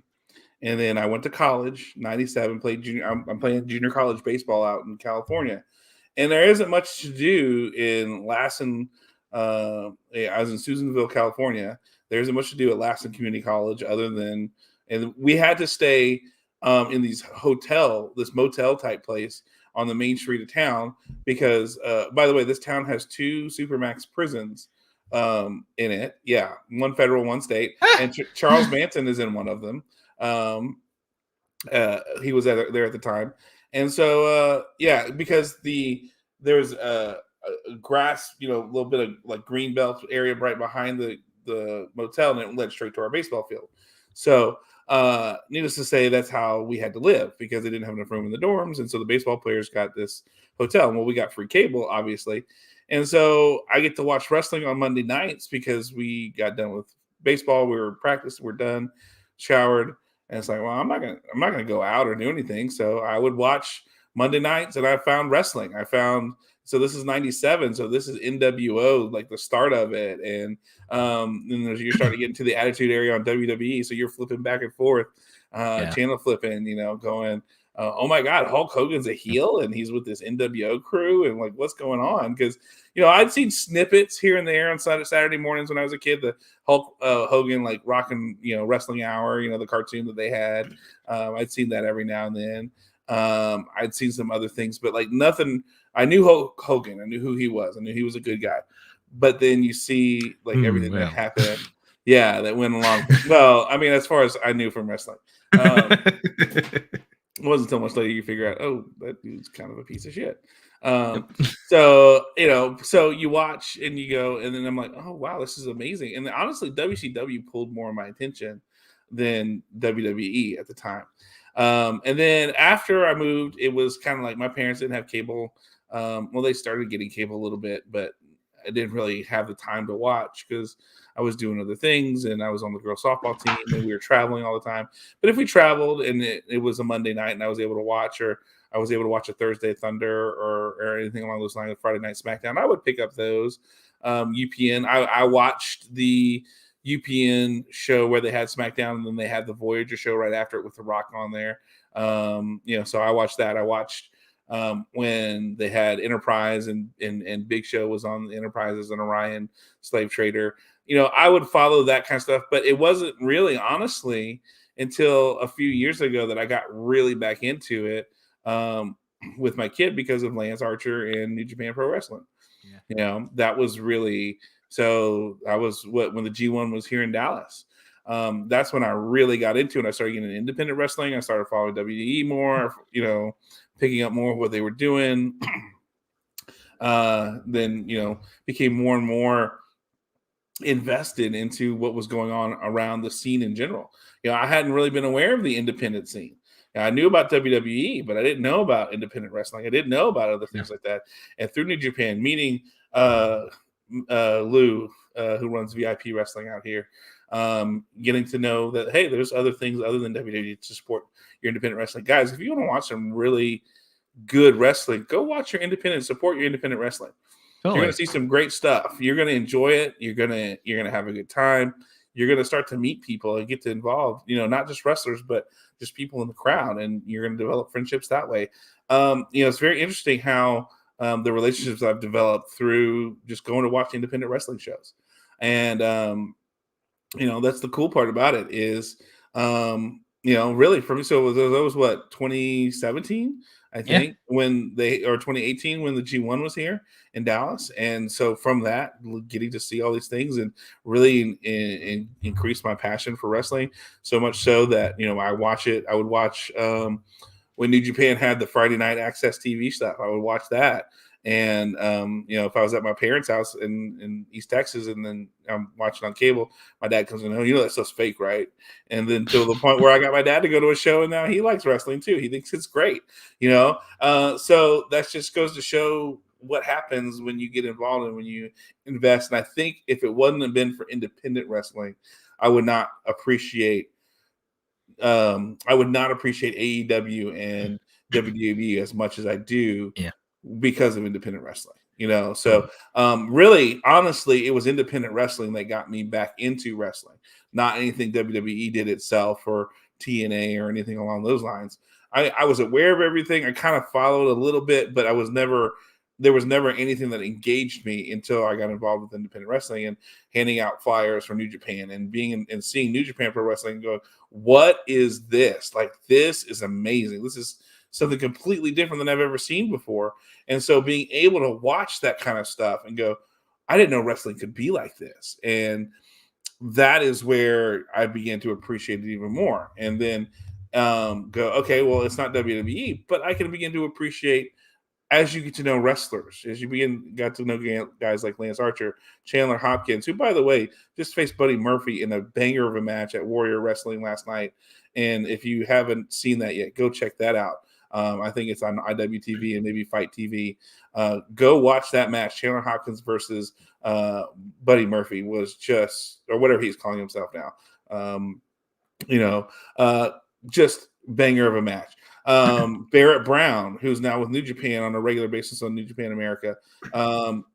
Seeing a lot of these guys, and then seeing Fitz, who's big Fitz, guys like 6'7", 6'6", and 300 something pounds, big old massive dude, but super nice guy.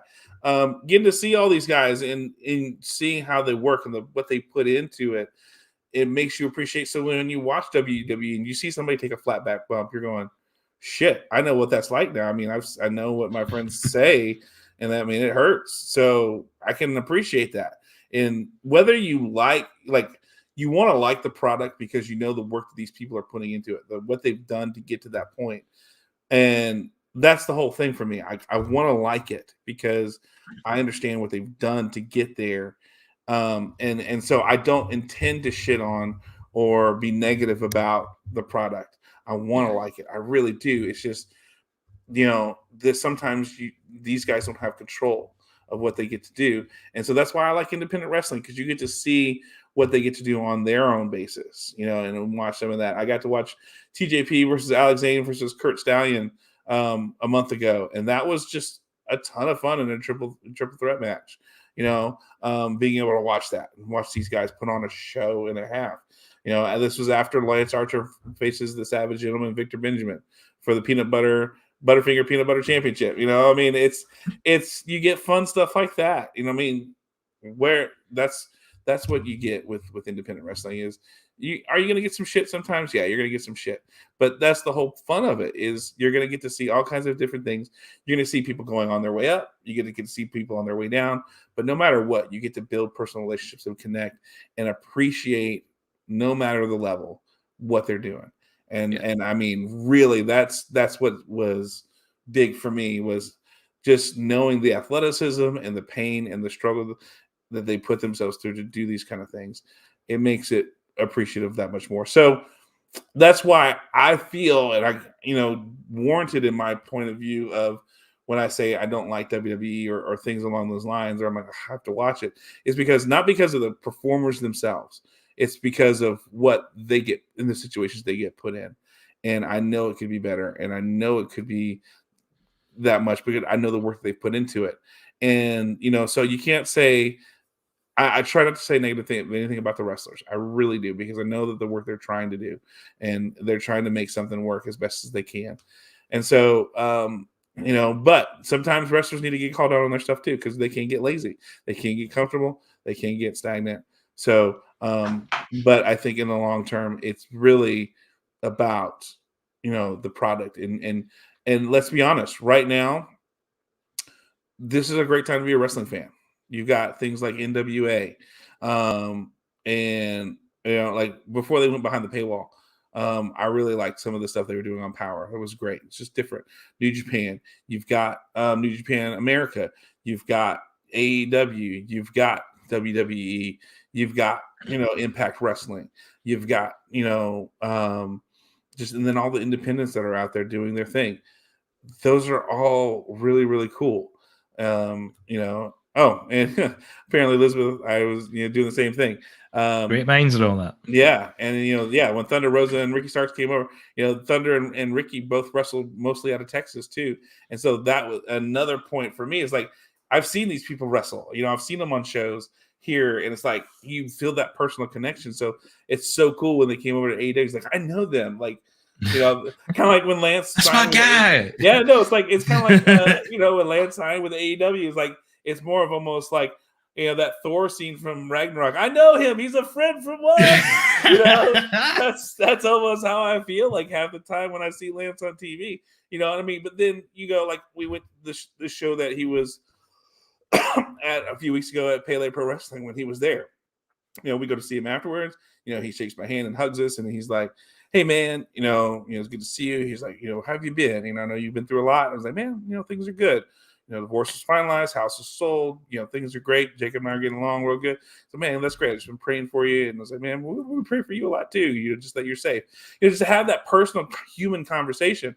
And normally, Lance, right before, a guy want to take a picture. He's like, "Well, you need to buy something." He's like, "Okay, no, I understand."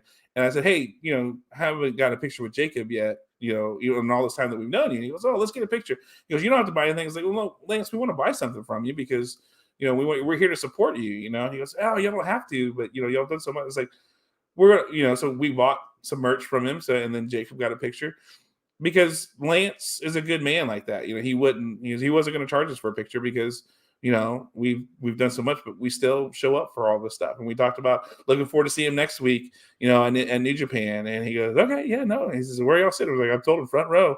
I said, I think over there behind the announcement table. I said, "Okay." And I said, "We're looking forward to seeing you and Suzuki to get together." I says, he says, "It's going to be fun." So just, being able to do that kind of stuff and have those conversations with guys, Chandler and meeting Alex Zane and just how thankful he was because me and Jacob were like the shit stirrers, the crowd starters, really getting, chants going and things like that. And before Alex went to WWE, his thing was he called himself a super heavyweight, even though he's a lightweight. And so I started before they get started, super heavyweight. And his eyes lit up. He starts pointing at me like, "Oh shit, my shit!" He's excited. And TJP, and then with Kurt Stallion, all kinds of stuff. And just some of the stuff we did. And then after the match, he was like, "Hey man, just appreciate you, announcing my shit and talking Taco Bell and all." I was like, "Man, that's why we do this. It's fun. We want everybody to get some love here, and that's the whole point of it." And he goes, "Well, I don't know, I appreciate fans like you make it a lot of fun." I was like, cool. So to develop relationships, and then being able to do things like take Victor to Bucky's for the first time, the last time he came, and then we talked shit about all kinds of stuff. So then I'm talking with somebody, he throws a butterfinger at me, because we want to just talk shit to each other and have a good time. That's what made me fall back in love with wrestling. Really, was independent wrestling and appreciate WWE and all that other stuff. So I know it's a long rant to talk about, how I got back into it, but really that's the whole premise. Like everything about it is the reason why I've gotten into it. So, so that's the long way about it. But I think that's why you need to see the whole thing for me. And because it's more than just because I just got back into it because it was stuff not TV related. Yeah. So very good. I like that. And Canada Spaceman, really appreciate that as well there. So very good question as well. Also makes me feel like a simpleton because mine's just, I just watched it in 99 and then I started watching it again a few years later. Mine's just so simple. Well, which is very funny because you talk about that, but one of the things that I learned in seminary was everybody's story is important, no matter what. Because so we used to, freshman year of seminary, we had this group where you would go in and you would talk about who you were, you give your testimony and what classes you're taking, what your degree is and stuff like that. And we did this for 2 people would do it every, we did this for the first 2 to 3 months. And so I go, it's my week to go with another guy, and he goes, and he's a pastor up in Prestonwood in the rec department, jacked up dude, real buff and everything. And he starts telling a story about how he was on drugs and just drugged out of his mind. He walks by this church, and all of a sudden this light comes from the church, and just it's God speaking to him, telling him he needs to get off drugs, and he wants him to be a pastor and serve, and so he stops doing drugs at that moment, and all that becomes a Christian and becomes a pastor at Preston. I'm like, holy crap, I've got to follow this? Jesus Christ. And so they're literally I was praying Jesus, what do you want me to do about this? And so all right, John, what's yours? I was like, well, my name's John, I'm taking MDiv, and well, I don't have anything like that. I was saved when I was 8. I was called to be a preacher at 12, and I went to school. I didn't drink, I didn't smoke or do drugs or anything like that because I knew my calling, and and here I am. I went to college, same thing, and here I am. And like I look over, and the guy that just told the testimony about Jesus like appearing in a window and light in like a Paul moment is crying, like he is bawling, and I'm like, what is going on? And he goes, you don't understand. I have been praying for this, to hear something like this for a long time, because I just found out I'm going to be a dad for the first time. And I'm good. I'm so, God's showing me that me raising up my child in a godly manner, it can happen, that my kid won't have the sins of myself onto him, that he can live a godly life. And this is just such encouraging. And this is something I've been praying for weeks. Just give me a sign that my sins are not going to be hindrance to this child. And I mean, I'm just like, jaw on the ground, like, holy cow, I can't believe my testimony brought somebody to tears like this, and that's when like our professor, or who was our moderator type guy, he was a music professor there at the school, and he goes, look guys, don't ever think your testimony or something you have to say that God gives you is not important. God can use anything and everything. Be ready to speak in a moment's notice and know that it can change somebody's life. And it was just like, whoa. And that's when I came realizing that people's stories are important, and hearing their stories and being able to listen to them and understand what it is that, they're trying to say. So, that's, that's kind of where I'm at with it. So, it is what it is, and I mean, Ken a Spaceman, I pray for people every day. If you want me to pray for you, I'm glad to. I've struggled with my faith. I mean, I have 20 years plus in ministry, church. The best thing about church work is the people, and the worst thing about church work is the people. That's why I haven't been in church for the last 4 years, because the last couple of churches burned me real bad.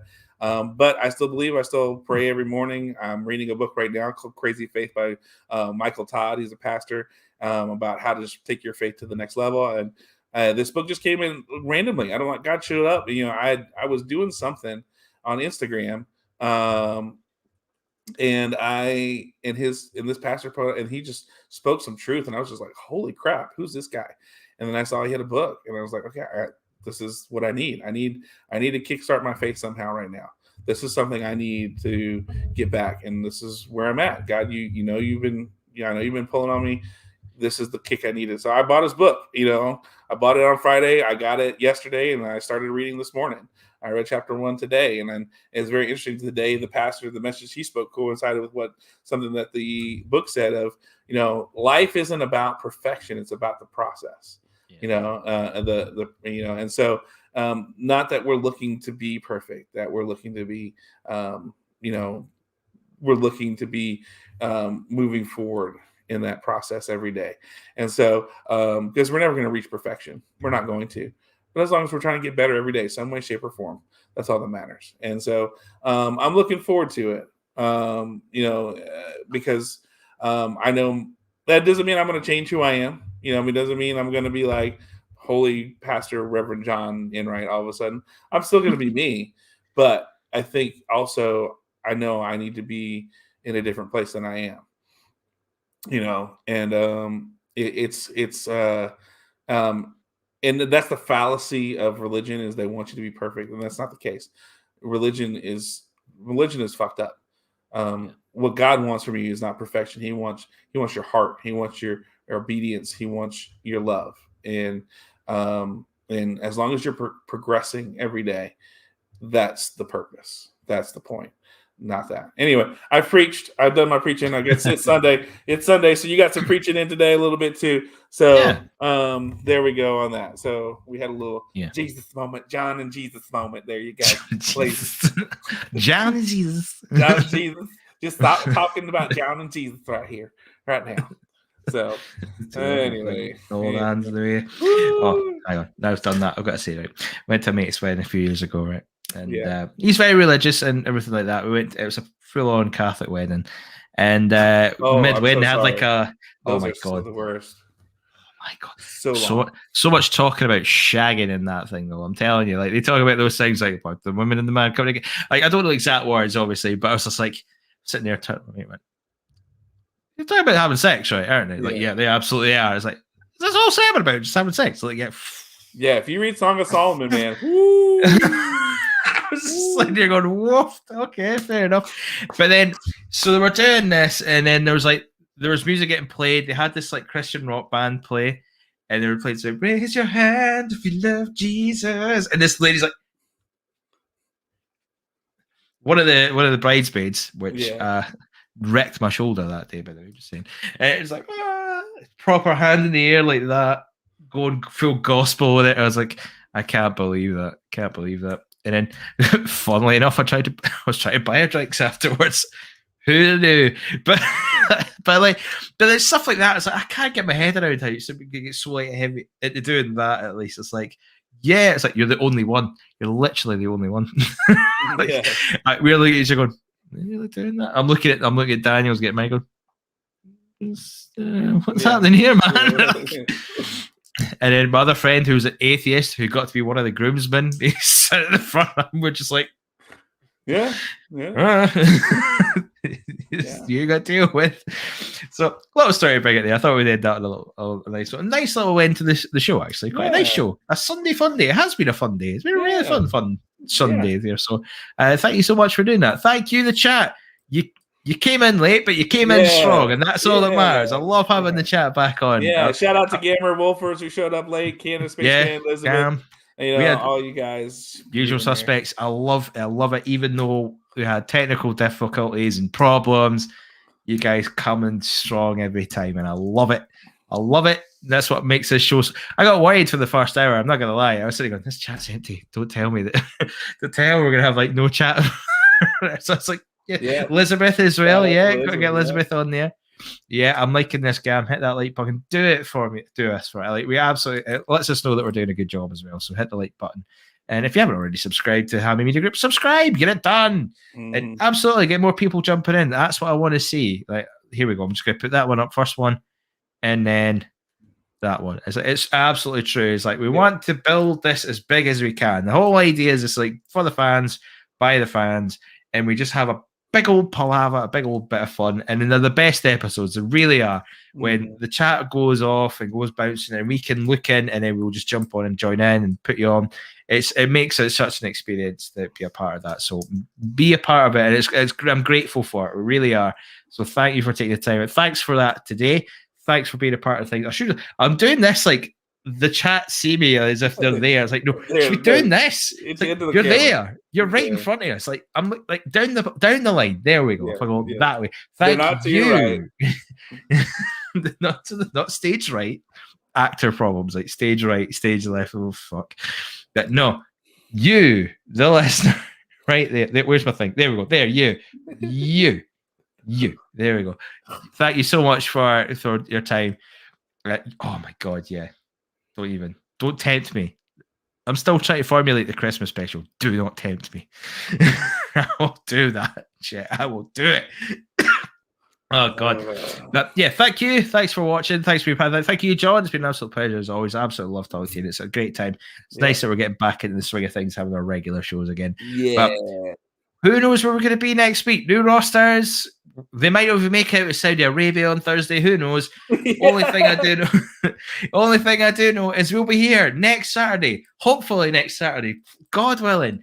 Next Saturday we will see you for another edition of the Smack Attack. Cheery!